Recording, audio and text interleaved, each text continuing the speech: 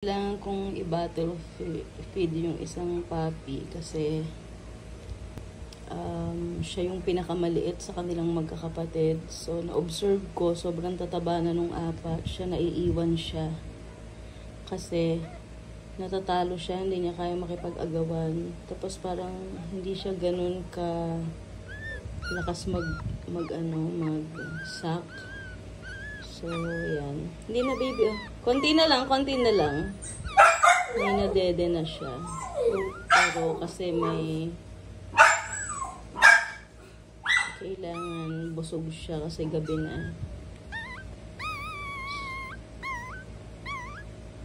Okay lang yun. Sige na, dede, oh. So, kapag ayaw niya, pinipisa ko lang dyan sa gilid ng bibig niya para hindi siya nachuchoke. Nakakainom naman siya. Patak-patak ka lang kasi sobrang baby kasi. May naiinom naman siya. Baby na rin. Nakadede na siya ng konti. Pero kung masigurado na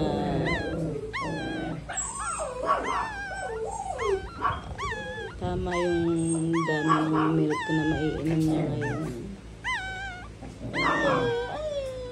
Ito na, konti na lang, anak. Konti na lang, oh. Dali, oh. Diba? Okay, very good.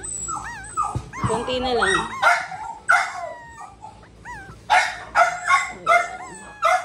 Kailangan ko siyang i-monitor. Healthy naman siya, kaya lang talagang hindi siya nakakadede ng maayos. Kasi masyado siyang maliit. Puro lalaki yung kapatid niya. Ang lalakas dumede. Naagawan siya. Okay na? Busog na?